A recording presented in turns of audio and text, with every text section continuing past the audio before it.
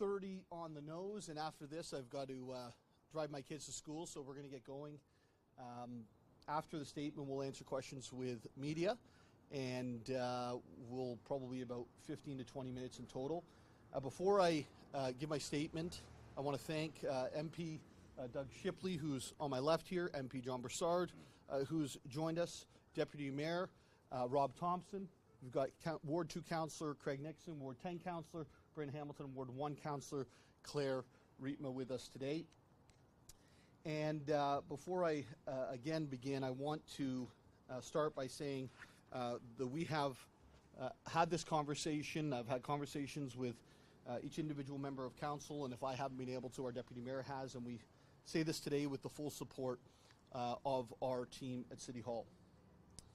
6 years ago, on March 5th, 2019, I requested Barrie City Mayor and Council to declare a state of emergency to properly manage the opioid emergency and ancillary impacts of homelessness and lawlessness, but was ignored.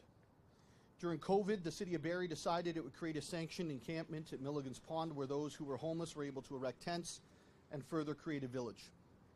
Alongside the existing encampments along Ann Street, there came a mass of people and corresponding tents and structures. While the sanction ended, the camping did not. Just over 2 years ago, Barrie City Council tried to bring more effective controls into the community to address rampant homelessness, organized criminal behaviors, drug use, and panhandling. Following activist intervention, Council decided to have faith and provide one more chance to local social services to get it right. Our faith has not been rewarded, and neither has the provinces. The province of Ontario responded to my request for more funding. We've had an 86% increase to homelessness prevention funding in this city. The average across the province was about 44%, I believe. New shelter funding that's going to be hitting in the next 2 months. Encampment cleanup funding that we have used. Heart Hub funding that is now currently being instituted. The total funding described here is not only in the tens of millions of dollars over the next 3 years, but over our term will exceed $100 million. We do not have a funding problem. We have an inability to be effective problem with the money that's been allocated. There are services working with cross purposes to cleaning up lawlessness. It takes too long to be accredited and permitted. It takes too long to deliver the services for rehabilitation and shelter that have been promised to us, the people of Barrie. But we, the City of Barrie, do not have control over this emergency. The federally appointed judges are superseding everyday bylaws. The cities have enacted to create and maintain order. The Barrie Police Department operates as an arm's-length police service overseeing law enforcement, or the lack thereof, being told by the justice system that it's a waste of time to enforce drug possession or drug use laws. This because often those same judges just mentioned throw the cases out and warn the prosecutors to steer away from such charges. While I support the county's plan to deliver new space and the Heart Hub, we have all simply run out of time. The City of Barrie does not have control over this emergency until now. Today I'm announcing that I've declared a state of emergency in the City of Barrie, as I requested the former administration to do. While we wait for the county's long-term plan to be implemented, the City of Barrie is immediately instituting the state of emergency to reclaim our streets, our boulevards, our parks, our squares, our feeling of safety, and our order. While this order will not appoint federal judges that protect the rights of citizenry to live in a free and lawful society, it will address the problem from the ground up. Barrie City Council has already done so much. In 2023, we provide an additional $1.65 million, increasing our funding to local social service agencies.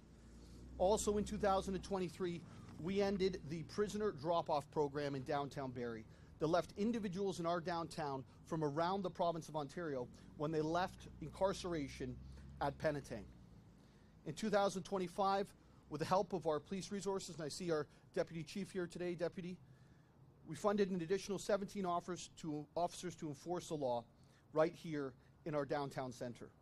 Also, just a couple of weeks ago, we created an additional 55 affordable and supportive housing units, with many more to be approved in the coming months.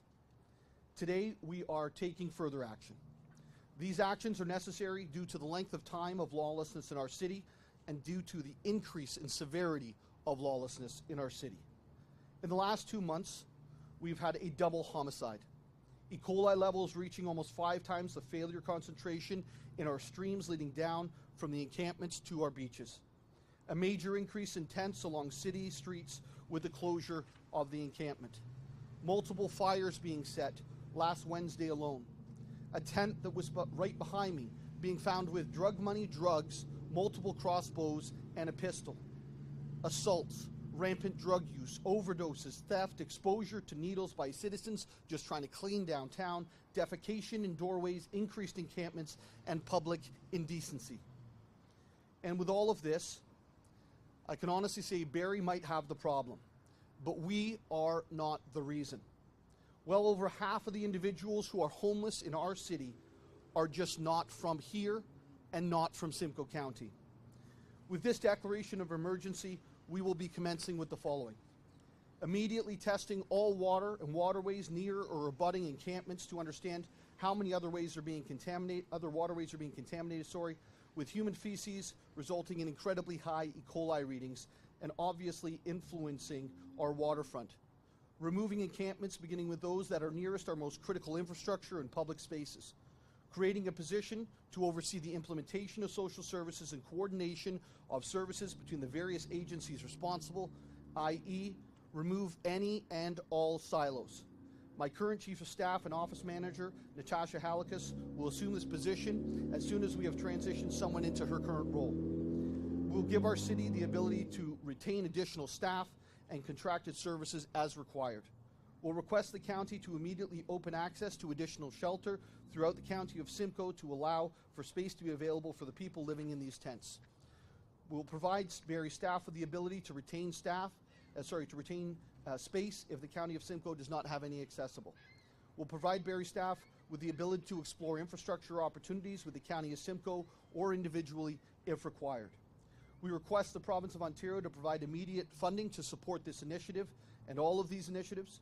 Prior to completion of this order, i.e. prior to the emergency being concluded, staff will have to prepare updates to our existing bylaws, procedures, and policies as required to have for Council's consideration to reflect our encampment response measures.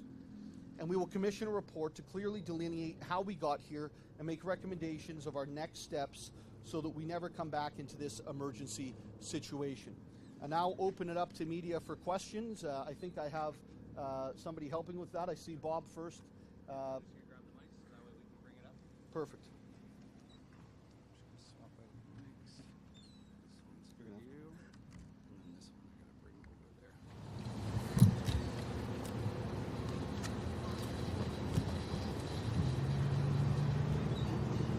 Thank you.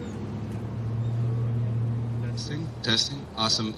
Please state your name, your outlet, and we're going to leave it, please, to one question, one follow-up. Bob Bruton, Barrie Today. You said over half of the homeless people in Barrie are not from Barrie.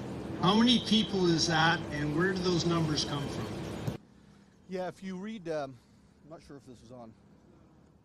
Check. Gotta hold it. Hold on, Bob. Hello, hello. It's on. So if you look at our community safety and well-being report, it outlines that right in the report. I actually think that the numbers are worse than that, Bob, because the data that we saw was that in those who live in Barrie on the street that have been here for less than 3 years is roughly 62% of individuals. What is quoted inside of the Community Safety and Wellbeing Report, I believe, is either 1 or 2 years of time. So I guess you'd really have to determine how long somebody's here before Barrie's their home. But those are the numbers as they were outlined inside that report. And one follow-up. What are those numbers? Like, how many homeless people are? Yeah, the numbers I think are around 600 that they've been identified inside of the city of Barrie today. I believe the numbers are actually much larger than that. If you include those who are participating over at the encampment sites, maybe they have a home or a couch surfing or other things, but the numbers likely exceed that. Please state your name and your outlet. Brett Glover from the Barrie Advance. Alex, I was speaking with a critic of yours, a homelessness advocate on Friday, who basically said this new aggressive stance is more of a distraction from the fact that this council hasn't been able to provide attainable, not affordable, but attainable housing. How do you reply to that? Define attainable for me. Something that somebody can attain, get off the streets perhaps. Right, so 2 weeks ago we came in, we put in 31 units over at Mapleview Community Church, supporting and supportive and affordable housing. We also have announced an additional, I think it was 24 units over at Dean Avenue that we announced just 2 weeks ago. You're going to see a lot more units coming down the line, but I find it difficult for a critic, whoever they are, to complain that there's not enough affordable housing or attainable housing after this council's been in for about 2.5 years. The reality is we've gone through a 30-year period without the investment in this type of housing here in the city of Barrie. And so if you go back, and I say this all the time, you've heard me say this, and I'm sorry for repeating myself, but the last major investment in social housing was the project that I grew up in. What this council's doing is we've been taking these matters into our own hands, creating funding opportunities. We're taking money from the DC charge, the developers' money. We're investing inside of affordable housing, and we're not only getting thanked by those who would be able to be in that housing, we're also being thanked by the development community. You know, who would have seen that coming? So it's these innovative approaches that you'll see come to fruition over the next number of years. But you can't come and say in 2025 there's not enough affordable, attainable housing. This council, why didn't you do something between 1994 and 2025? This council is doing a lot on this subject, not to mention the fact that we've also been working with the county as they build Rose Street out to provide another 200 and I think it's 17 or 215 units in our city. So I think this council from day one has been very, very supportive of getting both supportive and affordable housing in place. But these buildings aren't built overnight, and you can't undo 30 years of nothing in 2 years. As far as a timeline is concerned for the dismantling of these encampments, I'll look to this one, for example, behind us because we're here. How long until we start to see some sort of action there? Well, one of the things that we're doing is creating a task force headed by our Chief Administrative Officer or delegate. They will obviously work to remove the silos, get all of the offerings in place. As I understand it, the County of Simcoe has already offered space to the folks that are over on the street in front of the Busby and along Mulcaster Street. So I think those offers have been going for the last 2 to 3 weeks based on what I've been told. And that allows us to be able to move pretty quickly with trespass orders. And these trespass orders are going to ensure that when a trespass order is given on a city street, it's functional for the entire city. We want folks to get inside. We want them to get help. Barrie is a place that you come if you need and want help. It's not the place you come and put a tent on the side of the road, use drugs, carry crossbows and pistols, and obviously set up shop as a drug dealer. So if you don't want help and that's not your thing, please go somewhere else. If you want help, the County of Simcoe and all of their partner agencies are there to help. Next question. Luke, CTV Barrie. Yes, sir. I'm just wondering when families can expect to be able to walk down Mulcaster again. Well, I think we need some time. Obviously, we have to issue the trespass orders. That's not something that I do. It's something that's done by our bylaw department. We will work hand in glove with the County of Simcoe through that process, ensuring that everyone who's willing to accept help gets help. Just around the corner here, Bursey Park, of those who were accepting help, there were 12 individuals. Of those 12 individuals, 9 are still inside of a long-term housing. And so, you know, we know that once we can create these opportunities and people accept them, that they're very effective. I think you would agree that a 75% success rate is probably better than anything else we're seeing with regards to this emergency. A quick follow-up for you. On your executive committee meeting, you said the encampments are, I believe, 6 people or more. how many encampments are currently in the city of Barrie that the city is aware of? I'm going off the top of my head, but we have that data. I think that it's somewhere in the neighborhood of between 21 and 23 that were active. We eliminated 2 a couple of weeks ago, so I'm not sure if that takes us to 21 or 19, but certainly there's a lot of work to do, specifically those that are along waterways or near critical infrastructure, or sitting inside of a children's play park.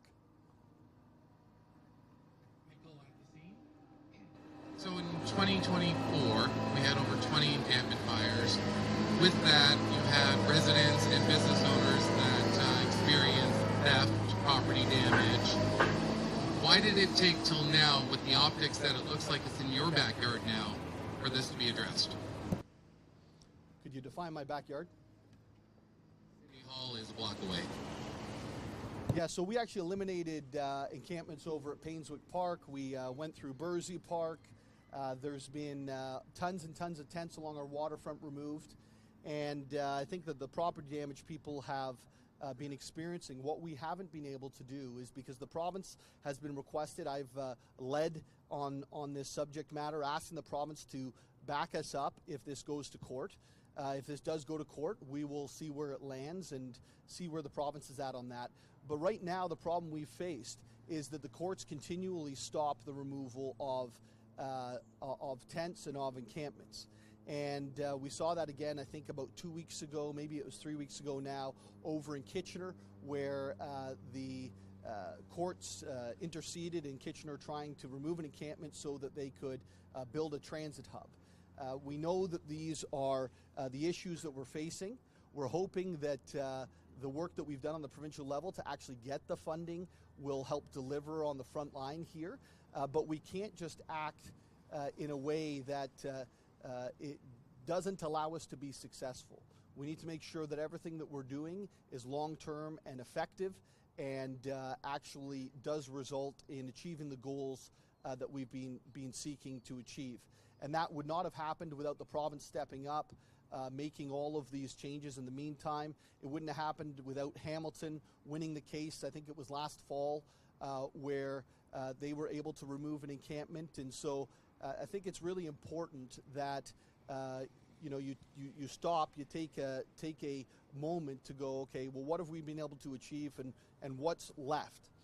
I think the other thing that your question, and quite frankly, I think it was a little bit ridiculous, your question fails to take in, is that we had a double homicide take place in an encampment. We had E. coli levels, which I requested repeatedly to be tested, that wouldn't be by agencies that I believe should, and the city had to step up and go on there. So the more evidence that comes in, the better, and we're then able to obviously act behind the provincial order that came down to remove the encampment over on Ann Street.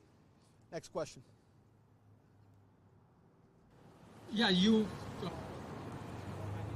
from Simcoe Community Media, you have put, quote unquote, a lot of blame on the Superior Court ruling that you can't clear the encampment, but it also states that you need to have, sufficient shelter places for people to evacuate the encampment, and it's a charter right to have the housing. So what you have done, you said you have been mayor for 2.5 years. What has been done, to provide that housing, and how much blame should be on you and the current council for so many encampments in Barrie? Can you define sufficient for me? What does sufficient housing mean? Sufficient housing means people not living outside in a tent, as we see right now, and that wasn't the case before you became the mayor. Sufficient housing means people not living. I think the reality is that the housing that's being offered is not always accepted. We saw that over at Bursey. We've seen that in other parts around the city. Brock Park, when we removed an encampment there. Painswick Park, I believe it took 2 or 3 weeks to get the individual to agree to go into an offering that was available. There has been more than enough opportunity to be able to provide housing, and the county has certainly been working very hard on that over the last little while to ensure that they have it available. That's why we were able to move quickly on the encampment over at Ann Street when the provincial order was given and the state of emergency was given for that location. And certainly we'll continue to look at any opportunities that we need. If you see in this order, and what I just said was that if the county is unable to provide the space, then the city staff are directed to go and find the space available. That does not mean that individuals are going to accept that space. It just means that those spaces will be readily available. Yeah, just to follow up, as you just accepted that, people not accepting the housing options that you are giving. So, and talking to many community leaders, they see the holes in the option that you are offering. So are we going to see violence on the streets now from the police as you will try to evacuate these encampments? No, our police department acts with nothing but the respect for individuals. Obviously, it's a delicate situation, and they're going to be working hand in hand with our bylaw department, with mental health services over at the County of Simcoe and many others. So I think that there's obviously a ton of work to do to ensure that the appropriate spaces are available. But right now, I think that the focus is on making sure everything is in the background and ready. And then at the appropriate time over the next few days and weeks, we will see the encampments be removed. And if individuals are looking to camp and not looking to go inside or to get help, they need to move on to another community. Ours isn't the right place for them.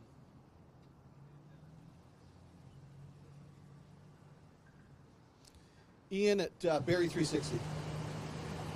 Mike's always silence when I ask a question, right? Mayor, somebody who doesn't want help, whether they're from Barrie or wherever, sometimes it's addiction. It may not even be addiction, it may be a mental health issue. They're not in the right mind to even know they need help. So I'm just wondering where you find that balance and where would you want them to go? Well, I think the County of Simcoe has been very diligent, right? Like they spent many days, I think it was over a week over at Bursey, trying to offer support and offer help. We've had weeks of offers here to help individuals get out of tents and into a safer and stronger future. Unfortunately, they haven't obviously taken those offers. And, we can see why, right? Like there's rampant drug use, there's drug dealers, there's drug money, there's weapons. Folks set up shop where the encampments were, and that obviously has a massive impact and effect on the community. For those that don't want to go inside, look, I'm the mayor of the city of Barrie. Okay, if there's another municipality that thinks encampments are the right way to go, they can go there. As for the city of Barrie, we will not be accepting that in any way any longer. And that means that we're going to have to invest the dollars to ensure there are rooms and spaces and beds available. We're going to have to invest the dollars with the County of Simcoe even more than we have to ensure there's proper rehabilitative help available. And, we have for so long haven't had those resources. And what this emergency order does today is it brings those resources forward to make sure that we can provide those things so we can remove all of these tents in accordance with any, rulings that have come out from these federal judges. So you have talked about you are willing to put money on the table, too, as a municipality. Is this groundbreaking what you're announcing? Province-wide, is there another municipality you're aware of in Ontario that has taken this sort of step? There was one state of emergency that was brought into effect after a number of fentanyl overdoses that took place down in Belleville. The order was actually approved also by the province, and there was a ton of action taken at that point. In terms of the approach that we're taking here, this is a new one. We know that we've had too many overdoses to date. We had too many overdoses in 2017, and we've had too many ever since. The problems around this drug emergency have only increased over the years, and obviously the lawlessness is something that is, gotten to levels that are just. I'm not sure how any of our agencies can look the other way at this point, and certainly the City of Barrie is not responsible for social services. We're not responsible for policing. We are responsible for trespass orders. And those trespass orders can only be given legally if we have all of the services in place behind them. And so I know the county is going to work very hard on this, and where there are perhaps gaps, the City of Barrie will fill in the gaps. And thank you, everyone. That concludes our conference for